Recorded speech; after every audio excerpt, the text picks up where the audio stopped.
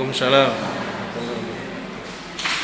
Innal hamdalillah nahmaduhu wa nasta'inuhu wa nastaghfiruh wa na'udzu billahi min shururi anfusina wa min sayyiati a'malina.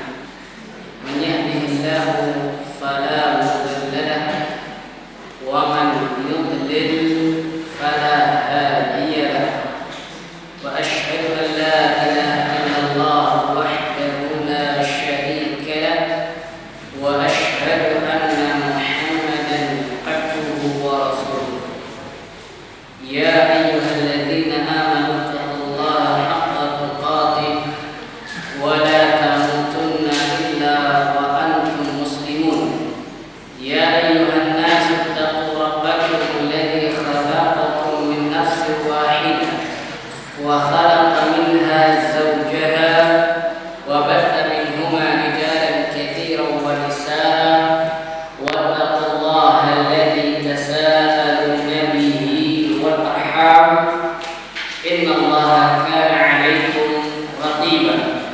Ya ayyuhalladzina amanu taqullaha wa qulu qawlan sadida yuslih lakum a'malakum wa yaghfir lakum dhunubakum wa man yuti'illaha wa rasulahu faqad faza fawzan 'azima. Amma ba'd, fa inna asdaqal hadits kitabullah wa khairal hadi hadi Muhammadin sallallahu alaihi wasallam wa syarrul umuri muhdatsatuha wa kullu muhdatsatin bid'ah wa kullu bid'atin dhalalah wa kullu dhalalatin finnar. Ayyuhal ikhwah wal akhwat rahimani wa rahimakumullah. Alhamdulillah, segala puji bagi Allah Jalla wa Ala yang telah mempertemukan kita di salah satu rumahnya dalam rangka melanjutkan pelajaran kita dari kitab Makarimul Akhlaq atau akhlak yang mulia oleh Fadilatul Syekh Al-Allamah Muhammad bin Shalih Al-Utsaimin rahimahullah ta'ala. Semoga Allah subhanahu wa ta'ala senantiasa memberikan kepada kita taufiknya, pertolongannya untuk kita bisa meraih ilmu yang bermanfaat dan beramal saleh, dan semoga Allah subhanahu wa ta'ala menghidupkan kita dan mewafatkan kita di atas aqidah sahihah, di atas manhaj yang benar, dan semoga Allah subhanahu wa ta'ala menerima semua amal ibadah kita. Dan ikhwal akhwat rahimani wa rahimakumullah, kita lanjutkan lagi kajian kita, pelajaran kita dari kitab Makarimul Akhlaq oleh Fadilatul Syekh Al-Allamah Muhammad bin Shalih Al-Utsaimin rahimahullah. Kita terakhir sampai kepada pembahasan bagaimana kita berakhlak mulia kepada Rabb kita, kepada sesembahan kita, kepada pencipta kita, yaitu Allah subhanahu wa ta'ala. Pada pertemuan yang lalu sudah ana sampaikan dua poin yang berkaitan dengan bagaimana kita berakhlak mulia kepada Allah subhanahu wa ta'ala. Baik, untuk murajaah atau mengatur, mungkin ada yang bisa menyebutkan dua poin yang sudah kita bahas di pertemuan yang lalu. Ada yang mau menjawab?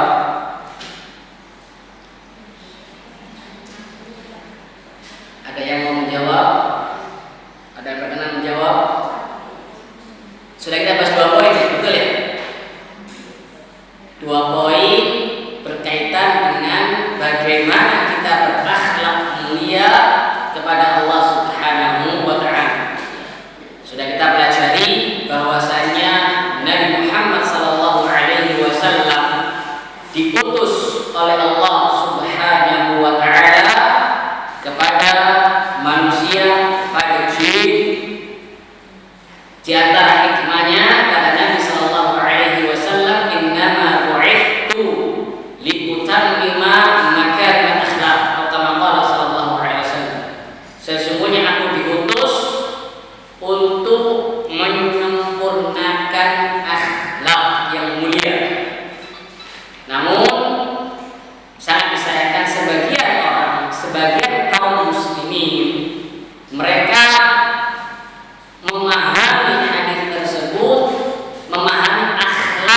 yang dimaksud dalam hadis tersebut hanya berkaitan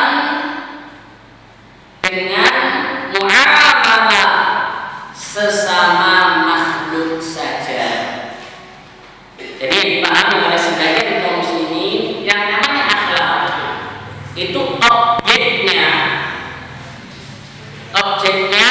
adalah muamalah antara sesama makhluk, muamalah antara sesama manusia.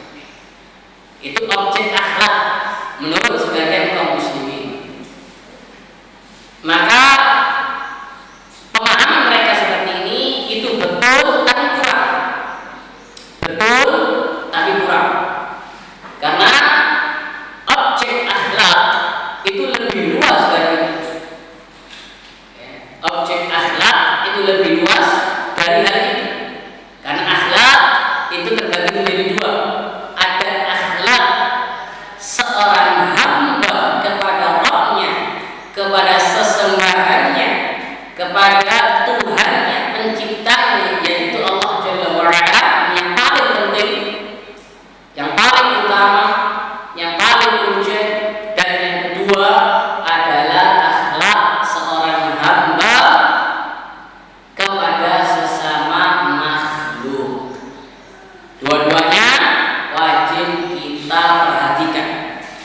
Ya, tapi yang paling penting adalah akhlak kita kepada Rabb kita Azza wa Jalla.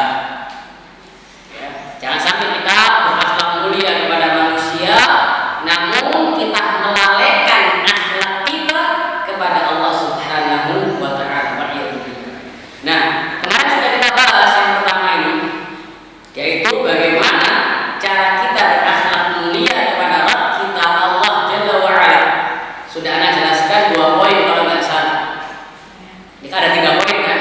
3 poin cara kita berakhlak mulia kepada Allah Subhanahu wa Ta'ala. Yang 2 sudah kita bahas. Mungkin ada yang berkenan mau menjawabnya. Yang pertama apa? Menerima kabar berita dari Allah dengan membenarkannya dan mengimaninya. Ahsantuna. Betul, itu yang pertama.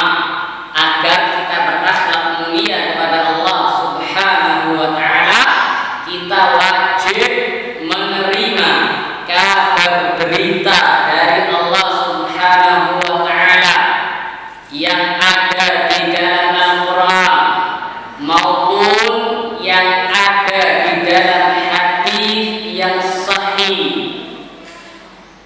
Dengan apa kita menerimanya? Dengan membenarkannya, dengan mengimaninya.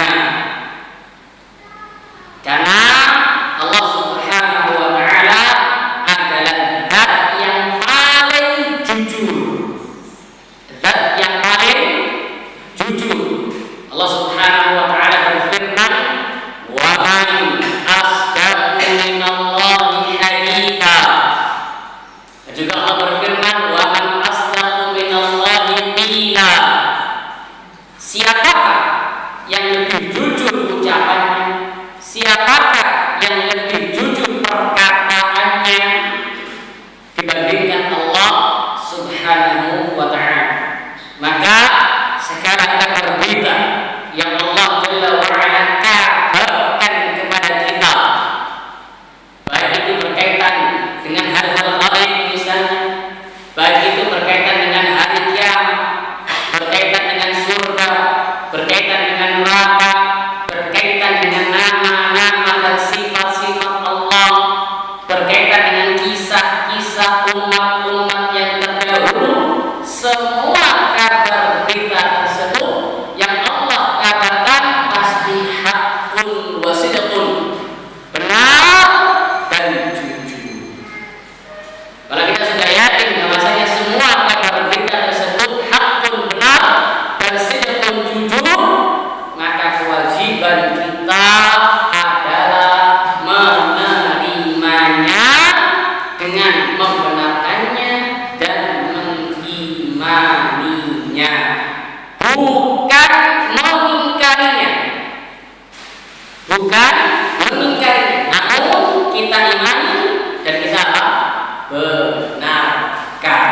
yang pertama. Kemudian yang kedua, apa yang saya sampaikan? Menerima ahsantunna, menerima hukum atau syariat Allah Jalla wa'ala dengan mengamalkannya, mempraktekannya, merealisasikannya. Contoh, misalnya Allah Jalla wa'ala berfirman, memerintahkan kita di antara hukum Allah, di antara syariat Allah, bahkan syariat yang paling agung adalah at-tauhid, beribadah hanya kepada Allah, menyerahkan segala bentuk ibadah hanya untuk Allah. Allah berfirman Jalla wa'ala, wa'budullaha wa la tusyriku bihi syai'a. Sembahlah Allah saja, ibadahilah Allah saja, dan jangan menyekutukan Allah dengan sesuatu apapun. Baik itu para malaikat, baik itu para nabi, atau orang-orang saleh, atau benda-benda mati, intinya jangan menyekutukan Allah Jalla wa'ala dengan sesuatu apapun. Kenapa?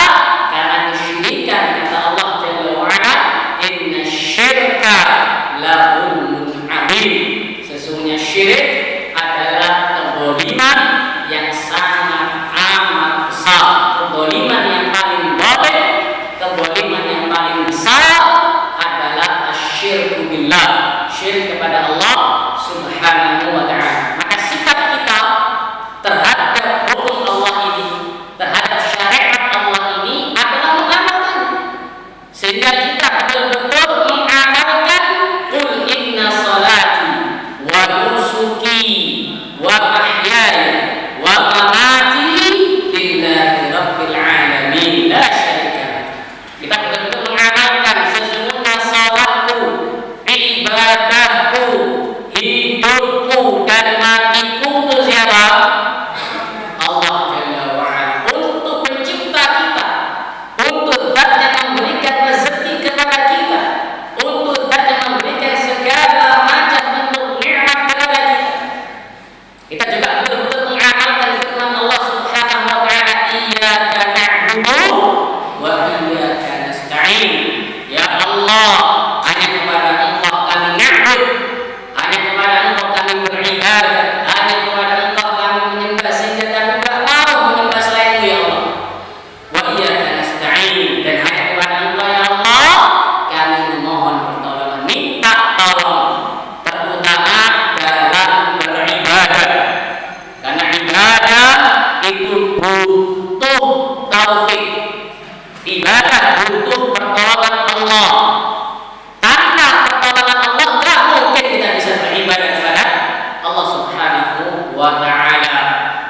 Oleh karena itu ketika al-muadzin mengumandangkan adzan, mengucapkan hayya 'alas shalah, hayya 'alal falah, apa ucapan kita?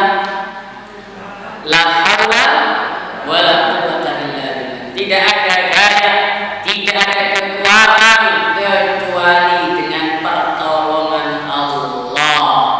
Karena kita tidak mungkin bisa melakukan sholat atau berjamaah di masjid kecuali dengan taufik Allah Subhanahu wa ta'ala. Maka perbanyak doa, Allahumma a'inni ala dzikrika wa syukrika wa husni ibadatik, terutama di tasyahhud akhir. Jangan pernah ditinggalkan doa tersebut.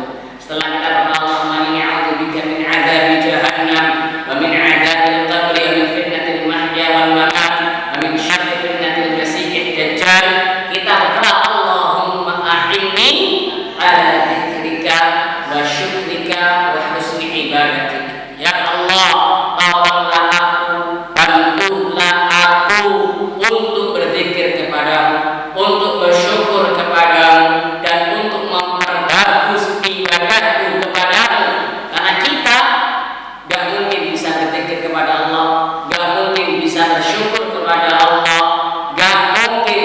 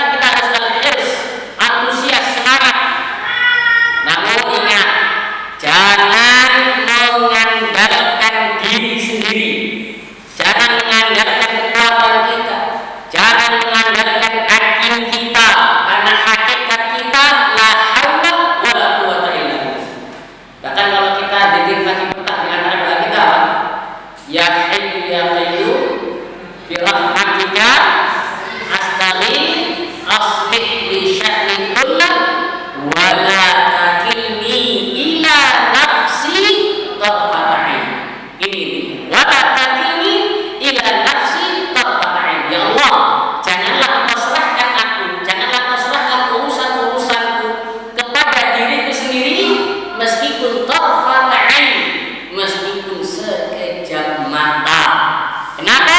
Karena ingat tadi hakikat kita itu la haula wala quwwata illa billah. Kita tidak memiliki daya, tidak memiliki kekuatan kecuali dengan pertolongan Allah Subhanahu wa taala. Maka ihris ala ma yanfa'uka, bersemangatlah, berantusiaslah untuk mengerjakan, untuk meraih, mendapatkan hal-hal yang bermanfaat untuk dirimu.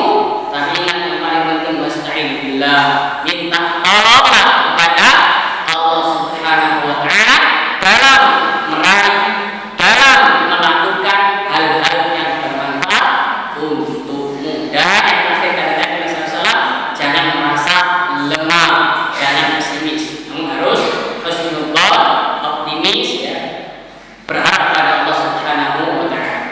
Ini para sahabat rahimani wa rahimakumullah, itu dua poin yang berkaitan dengan akhlak mulia kepada Allah Subhanahu wa taala. Sekarang kita masuk kepada poin yang ketiga di antara poin-poin atau cara-cara kita berakhlak mulia kepada Allah Subhanahu wa taala. Kita baca dari Syekh Muhammad bin Shalih Al-Utsaimin rahimahullah. Dia rahimahullah berkata, yang ketiga, talaqi aqdarillahi ta'ala birridha was-sabr. Yang ketiga, poin yang ketiga, agar akhlak kita mulia kepada Allah Jalla wa Ala adalah menerima takdir Allah dengan ridha dan dengan sabar, bukan dengan marah, bukan dengan subur kepada Allah Jalla wa Ala, bukan dengan gundul kepada Allah Jalla wa Ala. Namun kita terima takdir tersebut dengan ridha dan dengan sabar. Kata Syekh rahimahullah, wa huwa al-amru tsalitsu min husnil khuluqi ma'allah, wa kulluna ya'lam anna aqdar Allah 'azza wa jalla allati yudabbiruha fi khalqihi laysat kulluha mula'imatan lil khalqi. Fahal kullu ma yaqdiruhu Allah 'alaina mula'im lana, bima'na anna nufusana tamin ilayhi wa jala'an 'an nufusina al-waqi' la. Kata Syekh rahimahullah, di antara poin berakhlak mulia kepada Allah Jalla wa Ala adalah poin ketiga ini, yaitu menerima takdir Allah Subhanahu wa taala dengan ridha dan sabar. Karena secara fakta semua di antara kita mengakui, mengetahui bahwa yang Allah takdirkan itu enggak semuanya cocok dengan jiwa kita. Enggak semuanya cocok dengan apa? Jiwa kita. Ada yang cocok dengan jiwa kita, ada yang enggak cocok dengan jiwa kita. Misal di antara yang cocok, ya, takdir Allah yang cocok dengan jiwa kita. Misalkan Allah takdirkan kekayaan, Allah takdirkan misalkan sehat, ya. Ini takdir-takdir yang cocok, yang disukai oleh apa? Manusia. Namun terkadang Allah Subhanahu wa taala menakdirkan sesuatu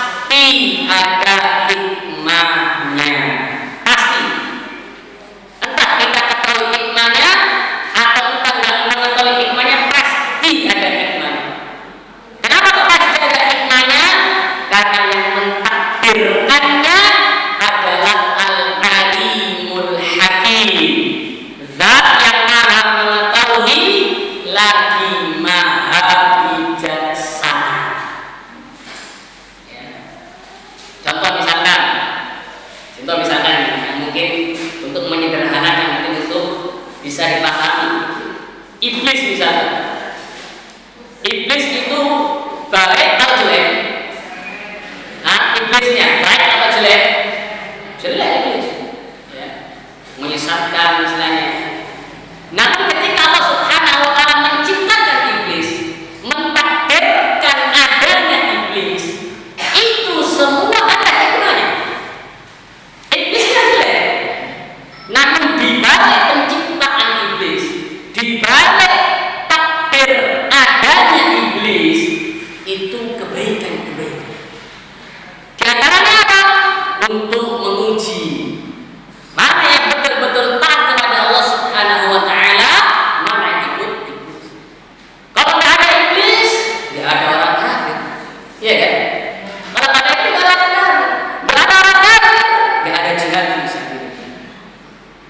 Nggak ada iblis, nggak ada orang maksiat. Kalau nggak ada orang maksiat, nggak ada wa tawassaw bil haq wa tawassaw bis sabr. Nggak ada orang maksiat, nggak ada amar ma'ruf nahi munkar. Padahal amar ma'ruf nahi munkar ibadah yang mulia. Padahal dengan sebab amar ma'ruf nahi munkar, kita menjadi umat yang terbaik. Kuntum khaira ummatin ukhrijat lin-nasi ta'muruna bil ma'ruf wa tanhauna 'anil munkar wa tu'minuna billah. Kalian adalah sebaik-baik umat yang Allah keluarkan untuk manusia. Maksudnya adalah yang paling bermanfaat untuk manusia. Apa ciri umat tersebut? Ta'muruna bil ma'ruf wa tanhauna 'anil munkar wa tu'minuna billah. Kalian beramar ma'ruf, kalian bernahi munkar, dan kalian beriman kepada. Kalau nggak ada iblis, nggak ada amar nahi munkar. Padahal amar ma'ruf nahi munkar pahala yang salah. Nah itu hikmah dari penciptaan iblis. Jadi iblisnya jelek, paham ya? Namun takdir penciptaan iblis itu baik, ya. Takdir penciptaan iblis itu baik karena di balik penciptaan iblis itu banyak apa? Banyak hikmahnya. Paham ya? Baik. Demikian pula ketika Allah misalkan menakdirkan sakit, menakdirkan kemiskinan, atau mungkin kematian, semua itu walaupun kita tidak suka, tapi yakini pasti ada hikmahnya.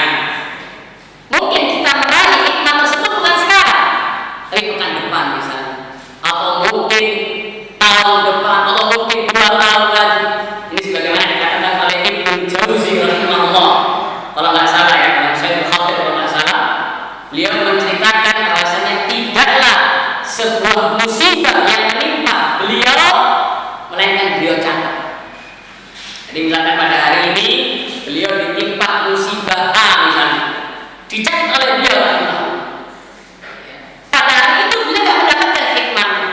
Namun seiring berjalannya waktu, seminggu, 2 minggu, sebulan, 2 bulan, setahun, 2 tahun, beliau mendapatkan hikmah dari musibah yang belum dia dapatkan. Paham ya?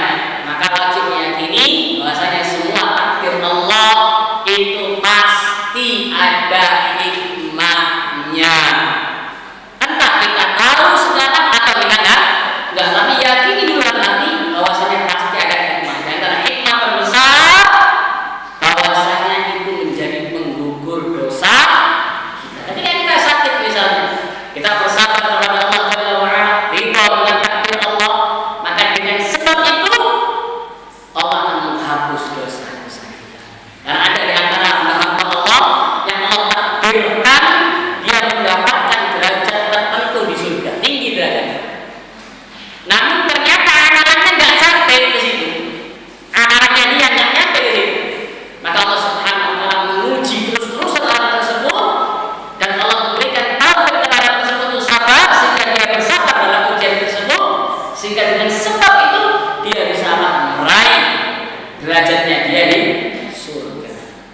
Paham ya? Baik. Kata Syekh rahimahullah, fal maradu matalan la yulaqul insan, fal insan yuhibbu an yakuna sahihan.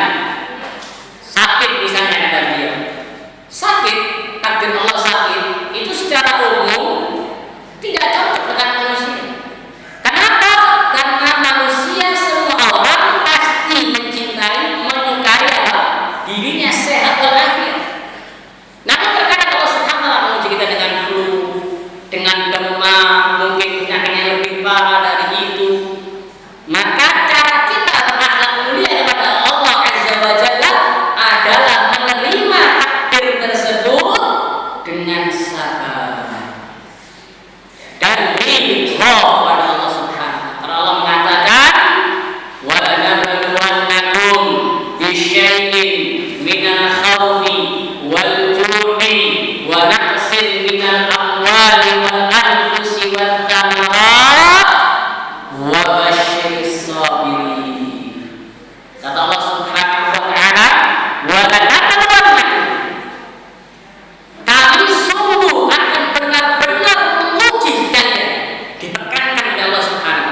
sungguh kami akan benar-benar menguji kalian.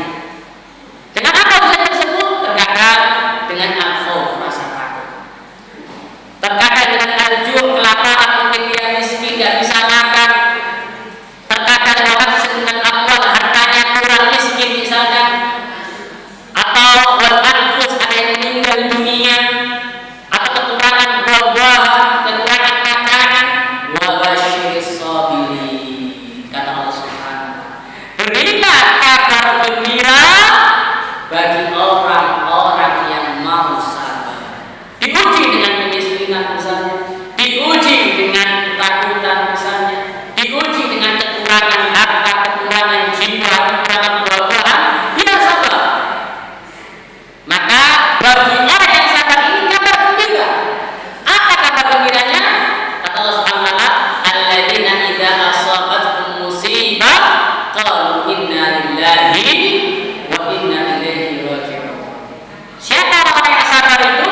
Yaitu orang-orang yang ketika ditimpa musibah dia mengatakan inna lillahi. Kami ini milik Allah. Kami ini milik Allah Jalla wa ala. Yang milik kita Allah Subhanahu wa ta'ala. Ya, kami, keluarga kami, anak-anak kami itu milik Allah. Apa yang Allah berikan milik Allah dan apa yang Allah ambil milik Allah. Kita bukan memiliki hakiki. Anak kita misalnya, kita bukan memiliki hakiki. Paham ya? Inna lillahi, kami milik Allah. Wa inna ilaihi raji'un, dan kita semua akan kembali kepada Allah Subhanahu wa ta'ala. Ulaika 'alaihim shalawatun min rabbihim wa rahmah wa ulaika humul muhtadun. Nah, kabar gembira bagi orang-orang yang mau sabar tersebut, dia mendapatkan keselamatan dari Allah Jalla wa ala. Dia mendapatkan rahmat kasih sayang dari Allah Jalla wa ala, dan dia mendapatkan hidayah dari Allah Subhanahu wa ta'ala. Dia mendapatkan pahala yang besar, karena pahala orang yang mau sabar itu tanpa hisab. Innama yuwaffas sabiruna ajrahum bighairi hisab. Sesungguhnya orang-orang yang sabar itu akan diberikan pahala mereka bighairi hisab, tanpa hisab-hisab. Dan di antara keutamaan sabar lainnya, Allah bersama orang-orang yang sabar. Maksudnya Allah menolong mereka, memberikan taufik kepada mereka, menjaga mereka. Innallaha ma'as sabirin. Paham ya? Dan perlu diketahui bahwasannya besarnya pahala itu tergantung besarnya ujian. Inna 'idhamal jazaa ma'a 'idhamil bala. Sesungguhnya besarnya pahala itu tergantung besarnya ujian. Ketika ujiannya semakin besar dan dia bersabar ridha kepada Allah Jalla wa ala, maka semakin besar pahalanya. Apalagi perlu kita tanamkan dalam diri kita bahwasanya kita hidup di dunia ini penuh ujian. Dunia ini bukan tempat tujuan kita. Kita hanya singgah di dunia ini. Kalau kita misalkan diuji dengan musibah-musibah, maka ingat akhirat. Ingat kenikmatan-kenikmatan surga. Jangan sampai kita mau menukar kenikmatan-kenikmatan surga dengan apa? Dengan dunia wakil. Jangan sampai kita menjual surga dengan apa? Dengan dunia. Maka ingat, ya, agar kita terhibur, tidak terus-terusan bersedih karena kita ingat akhirat, ingat pahala. Paham ya? Kemudian kata Syekh rahimahullah, wa kadzalika al-faqr la yu'minu al-insan, fal-insan yuhibbu an yakuna ghaniyan, wa kadzalika al-jahlu la yu'minu al-insan, fal-insan yuhibbu an yakuna 'aliman, lakinna aqdar Allah 'azza wa jalla bi hikmatihi tatanawwa'. Kata Syekh rahimahullah, seperti misalnya yang di antara takdir Allah yang kita mungkin tidak suka adalah fakir, kemiskinan, yaitu juga kejahilan. Karena memang secara umum rata-rata manusia itu menyukai apa? Dia kaya, dia suka kalau dia itu alim.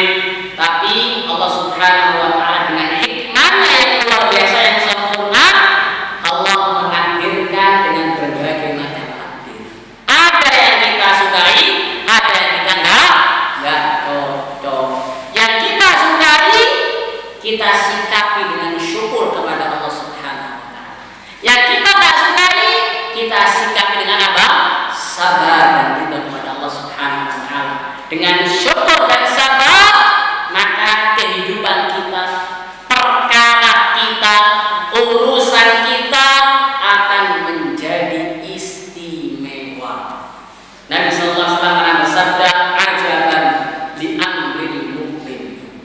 Inna amrahu kullahu khair, wa laysa dzaka illa lil mu'min."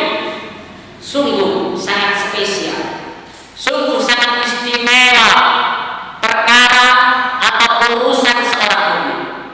Karena semua urusan orang mukmin, baik dia mendapatkan nikmat atau dia mendapatkan musibah ujian, semua urusan orang mukmin ya, orang mukmin yang sejati itu khair, pasti baik.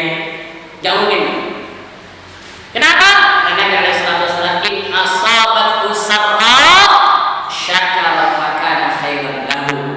Apabila seorang mukmin itu diberikan sarra oleh Allah, diberikan kebaikan-kebaikan, diberikan kenikmatan-kenikmatan, diberikan misalkan kenikmatan kesehatan, kenikmatan harta yang cukup misalnya atau yang lainnya, syakara, dia sikapi dengan syukur. Maka ketika dia mendapatkan nikmat kemudian dia sikapi dengan syukur, itu baik baginya. Karena dia mendapatkan pahala yang luar biasa. Dari sisi pahala dia mendapatkan, demikian pula yang kedua dari sisi dunia dia mendapatkan juga. Lakin syakartum la azidannakum. Apabila kalian mau bersyukur, niscaya aku akan tambah nikmat untuk kalian. Jadi ketika dia mendapatkan nikmat, kemudian dia sikapi dengan syukur, maka itu baik baginya. Yang kedua, wa in asabathu dharra sabar fakana khairan lahu. Apabila dia mendapatkan dharra, diuji oleh Allah Subhanahu wa taala, kemiskinan, sakit dan lain sebagainya, maka dia sikapi dengan apa? Sabar. Dia sabar. Dia sabar mengharapkan pahala dari Allah Subhanahu wa taala. Karena kalau dia nggak sabar, ya, maka baratnya menjadi double. Baratnya menjadi apa? Double. Sudah mendapatkan musibah tersebut, nggak bisa hilang. Plus kalau dia nggak sabar atau justru dia marah-marah, dapat dosa. Double barat. Contoh misalkan ya, ada yang meninggal dunia misalnya, ngamuk-ngamuk, lempar-lempar gelas, lempar piring misalnya, teriak-teriak misalnya. Oh iya, apakah mayitnya bisa kembali? Dan itu sudah berat bagi dirinya. Ditambah lagi dia menyikapinya dengan marah, dengan sultan kepada Allah, baratnya double. Dia mendapatkan dosa, bisa celaka dia di akhirat. Tapi kalau dia ada dengan sabar, maka itu justru apa? Kebaikan kata Nabi sallallahu alaihi wasallam. Fakana khairan lahu, maka itu baik baginya. Jadi dia ketika mendapatkan musibah demikian, dia lanjutkan untuk berdoa kepada Allah Subhanahu wa taala agar Allah memberikan pahala dalam musibah tersebut dan Allah agar mengganti untuk dirinya sesuatu yang lebih baik dari musibah tersebut. Ini doa yang luar biasa. Ya, ini sebagaimana doa yang diajarkan oleh Nabi SAW kepada siapa? Ummu Salamah radhiyallahu anha. Ummu Salamah radhiyallahu anha. Nabi pernah mengajarkan sebuah doa, Allahumma ajurni fi musibati wa akhlifni khairan minha. Ya Allah, berikan aku musibah, berikan aku pahala terhadap musibahku ini dan berilah aku ganti yang lebih baik dari musibah tersebut. Ini doa yang luar biasa. Setelah istirja misalkan ada kematian kemudian kita berdoa demikian, itu luar biasa. Maka apa jazanya, apa balasannya? Allah akan memberikan ganti yang terbaik, yang lebih baik daripada musibah tersebut. Seperti Ummu Salamah radhiyallahu anha, ketika beliau radhiyallahu anha ditinggal meninggal oleh suami beliau radhiyallahu anha, yaitu Abu Salamah. Beliau sedih. Namun beliau sikapi dengan sabar. Beliau sikapi dengan sabar, ridha, dan mengamalkan sunnah Nabi alaihi wasallam. Beliau mengatakan inna lillahi wa inna ilaihi raji'un. Allahumma ajurni fi musibati wa akhlif li khairan minha.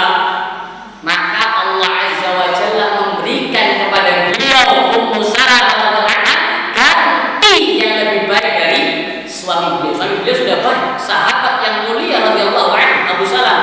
Namun Allah berikan ganti yang lebih baik. Siapa itu? Rasulullah SAW.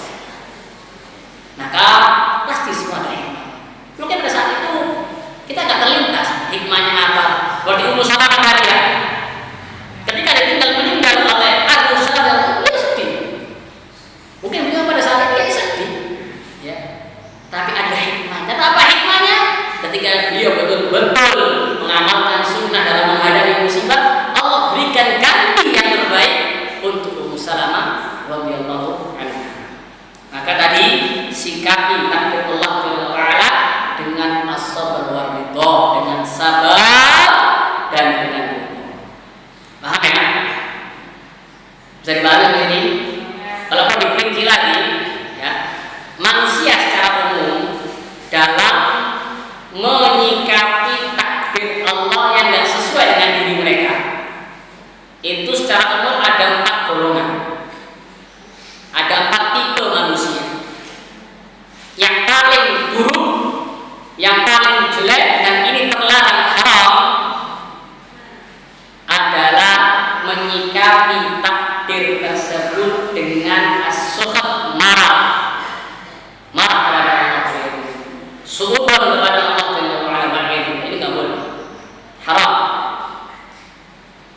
Kalau dia marah kepada Allah, maka Allah pun marah kepadanya. Al-jaza' min jinsil amal.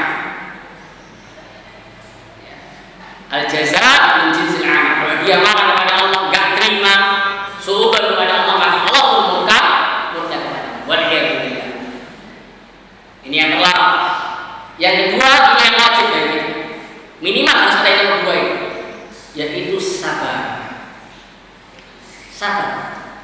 Dan sabar itu ketika di awal, bukan setahun berjalan karena sudah sabar ya. Ya mudah, tapi ketika hari kejadian sabar. Enggak grundel, ya dia sedih-sedih boleh, nangis boleh. Itu tabiat manusia. Cuma dia sabar itu menahan dirinya, menahan lisannya dari hal-hal yang Allah haramkan. Dia tahan. Itu sabar. Paham ya? Menahan lisannya, menahan dirinya dari hal-hal yang Allah haram. Itu namanya sabar. Itu ketika harinya. Inna sadnati ula, ketika hari-hari kejadian. Bukan setahun kejadian, 2 tahun kejadian itu. Paham ya? Ini minimal. Kewajiban kita sabar. Naik lagi yang paling lebih tinggi lagi adalah ridho. Ridho terhadap takdir tersebut. Ini lebih tinggi daripada apa? Sabar, justru menerima. Ridho itu. Dia meridhoinya. Yang lebih tinggi lagi, yang paling tinggi adalah bersyukur. Justru dia bersyukur atas takdir tersebut. Karena dia yakin bahwasannya di balik takdir tersebut pasti ada hikmah. Maka dia bersyukur kepada Allah Subhanahu wa ta'ala. Oleh karena itu Nabi SAW ketika beliau ditimpa, diberikan hal-hal kenikmatan, beliau mengatakan alhamdulillah alladzi bi ni'matihi tatimmus shalihat. Segala puji bagi Allah, dia bersyukur kepada Allah, memuji Allah. Segala puji bagi Allah, dengan nikmatnya sempurnalah as-shalihat, hal-hal yang baik, amal-amal saleh. Ketika ditimpa hal-hal yang beliau sukai, alhamdulillah ala kulli hal. Tetap beliau memuji Allah, bersyukur kepada Allah. Segala puji bagi Allah atas semua keadaan. Karena ketika kita diuji, di balik ujian itu pasti ada hikmahnya. Di antara hikmah terbesar dari ujian adalah kita betul-betul bersandar kepada Allah Subhanahu wa ta'ala. Kita betul-betul ya mungkin memperbanyak doa, memperbanyak sholat, semakin dekat kepada Allah Subhanahu wa ta'ala. Maka itu di antara hikmah terbesar dari adanya apa? Ujian. Karena barangkali orang itu kalau nggak diuji, ya mungkin dia menyebutkan dengan sholat 5 waktu, jarang berdoa. Kalau ketika dia ditimpa musibah, terus berdoa. Semakin dekat dengan Allah Subhanahu wa ta'ala. Paham ya? Baik. Kemudian kata Syekh di sini, Minha ma yula'imu al-insana wa yastarih lahu bi muqtada tabi'atihi wa minha ma la yakunu kadzalik fama huwa husnul khuluqi ma'a Allah 'azza wa jalla nahwa qadarihi. Jadi di antara takdir Allah itu ada yang kita secara umum kita sukai dengan tabiat kita, dan secara umum ada yang kita nggak suka, kita nggak cocok. Maka bagaimana cara kita berakhlak yang baik kepada Allah Subhanahu wa taala terhadap takdir Allah tersebut. Dan di sini disebutkan kata Syekh husnul khuluq ma'allahi nahwa qadarihi an tarda bima qaddarallahu laka wa an tatma'inna ilaihi wa an ta'lam annahu subhanahu wa ta'ala ma qaddarahu illa li hikmatin wa ghayatin. Ya. Kenapa? Cepat-cepat. Kecepatan. Oh, masih baca bahasa Arabnya kan? Nanti kalau jelaskan tak pelan-pelan insyaallah.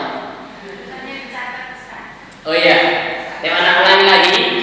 Kata Syekh Muhammad bin Shalih Al-Utsaimin rahimahullah, cara kita berakhlak mulia kepada Allah Subhanahu wa taala dalam takdirnya adalah kita ridho terhadap takdir Allah.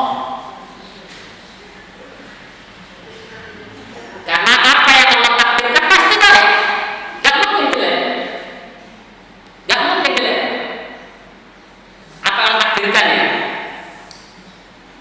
Jadi perbuatan Allahnya itu baik, paham ya? Perbuatan Allah mentakdirkan itu baik, paham? Contoh ya, tadi masalah iblis. Perbuatan Allah menciptakan iblis, perbuatan Allah mentakdirkan adanya iblis, itu baik atau jelek? Perbuatan Allahnya baik. Karena ketika Allah menciptakan iblis, ketika Allah mentakdirkan adanya iblis, itu karena hikmah, bukan karena sia-sia, enggak. Karena hikmah. Allah tak cipta kepada iblis, Allah benci kepada iblis, Allah murka kepada iblis. Namun ketika Allah menciptakan iblis, ketika Allah mentakdirkan adanya iblis, itu karena hikmah yang luar biasa. Maka ini baik atau buruk? Baik atau buruk? Baik.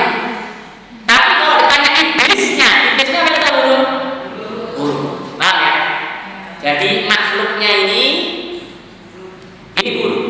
Tapi perbuatan Allah menciptakan makhluk ini itu pasti apa? Contoh misalkan, seandainya ada seseorang diuji oleh Allah sakit ya. Baik, sakitnya, misalkan sakit apa? Kanker misalkan ya. Itu baik atau buruk? Sakitnya baik atau buruk? Buruk sakit.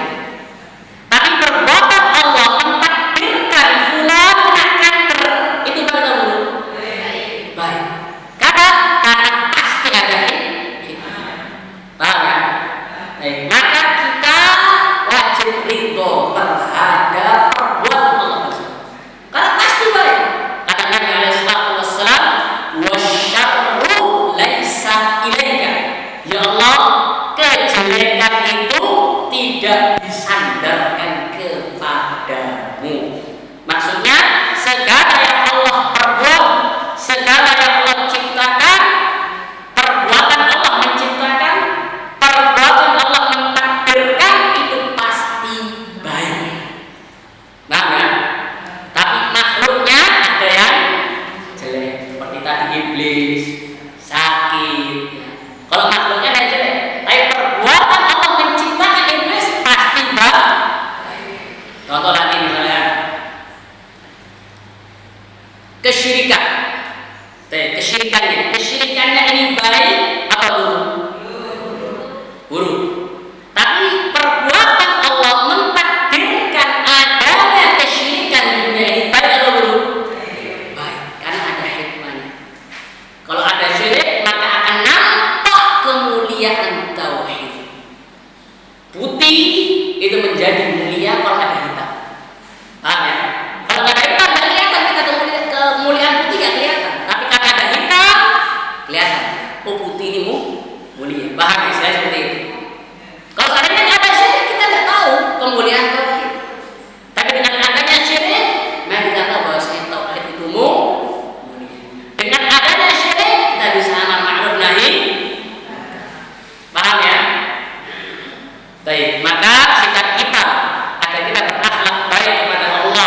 wa jalla dalam takdir-takdirnya kita ridho terhadap perbuatan Allah tersebut.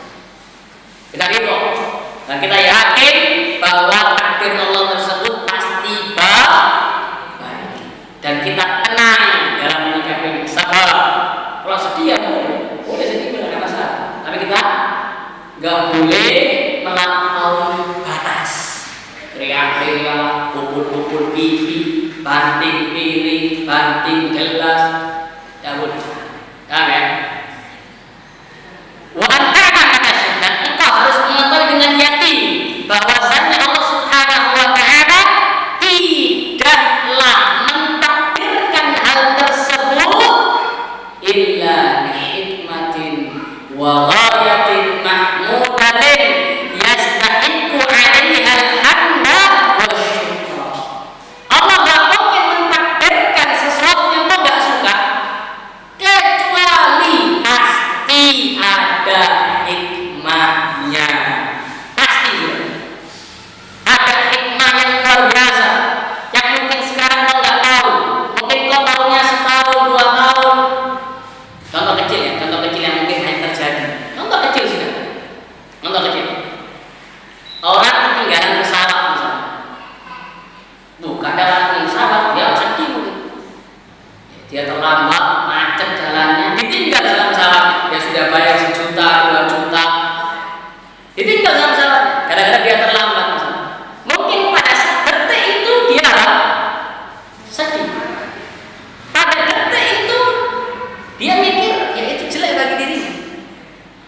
Namun mungkin ketika dia pulang ke rumah misalnya, tiba-tiba terdengar kabar, oh ternyata pesawat tadi yang mau dia naik jatuh ke laut. Maka setelah terjadi musibah tadi, baru dia mendapatkan apa? Hikmah. Paham ya?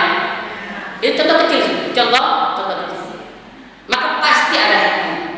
Mungkin sekarang kita nggak tahu, tapi nanti kelak seminggu, 2 minggu, sebulan, 2 bulan, atau bahkan tahunan, kita baru tahu apa? Hikmahnya, baru tahu. Maka kalau kita tahu bahwasanya semua takdir Allah pasti ada hikmahnya, kita wajib memuji Allah dan wajib bersyukur kepada Allah Subhanahu wa taala. Wa 'ala hadza fa inna husnal khuluqi ma'a Allahi nahwa aqdarihi huwa an yaqbal insan wa yastaslim wa yatma'in wa li hadza imtadaha Allah as-sabirin fa qala bashir as-sabirin alladziina idza asabatuhum musibah qalu inna lillahi wa inna ilaihi raji'un. Oleh karena itu, agar kita berakhlak mulia, berakhlak baik kepada Allah dalam menyikapi takdir-takdirnya adalah dengan bersabar, dengan ridho, pasrah, tunduk dan tenang dalam menghadapinya. Oleh karena itu Allah Subhanahu wa taala memuji hamba-hambanya yang bersabar. Allah berikan kepada mereka at-tabsyir, kabar gembira. Ya, karena kata para ulama, ayat-ayat tentang sabar itu sangat banyak sekali. Puluhan ayat. Kalau nggak salah mungkin 90 ayat sekian. Ayat-ayat tentang sabar. Kenapa? Karena kita nggak mungkin bisa hidup tanpa sabar. Kata para ulama, as-sabru bimanzilatir ra'si minal jasad. Sabar itu ibaratnya seperti kedudukan kepala kita yang ada di jasad kita. Kita nggak mungkin bisa hidup tanpa kepala. Demikian pula kita nggak mungkin bisa hidup tanpa apa? Sabar. Karena dunia memang tempatnya apa? Ujian. Bahkan manusia yang paling dahsyat ujiannya siapa? Siapa? Para nabi dan para rasul alaihi wassalatu wassalam. Asyaddun nasi bala'an al-anbiya tsumma al-amthal fal-amthal. Manusia yang paling dahsyat ujiannya adalah para nabi. Kemudian yang semisal dengan mereka, ada di bawah mereka, kemudian semisal. Semakin tinggi keinginanmu, maka semakin akan besar ujian. Dan semakin besar ujian, semakin besar pula pahalanya. Inna 'idhamal jazaa ma'a 'idhamil bala. Sesungguhnya besarnya balasan pahala yakini inna ma'al usri yusra. Bahwasanya di balik usra kesulitan itu ada yusra, ada kebaikan, kemudahan dari Allah Subhanahu wa taala. Maka bersabar dan wasta'inu bis sabri was salat. Mintalah tolong kepada Allah Jalla wa ala dengan sabar dan dengan salat. Paham ya? Paham di sini? Baik. Berkaitan dengan takdir, ya, kita bahas secara atau kita tambahi poin ini sudah selesai bahas ucapan Syekh Muhammad Shalih rahimahullah, mana tambahi materi yang berkaitan dengan iman kepada takdir. Iman kepada takdir, rukun iman yang ke-6. Rukun iman ada berapa ibu-ibu? Apa saja? Apa saja? Rukun iman yang pertama apa? Bahas tentang bagaimana kita berakhlak mulia dengan sesama makhluk. Insyaallah taala. Baik, mungkin kita sampaikan kalau punya maaf. Jazakumullah khairan wa barakallahu fikum. Subhanakallahumma wa bihamdika asyhadu an la ilaha illa anta astaghfiruka wa atubu ilaik. Wassalamu alaikum warahmatullahi wabarakatuh. Waalaikumsalam.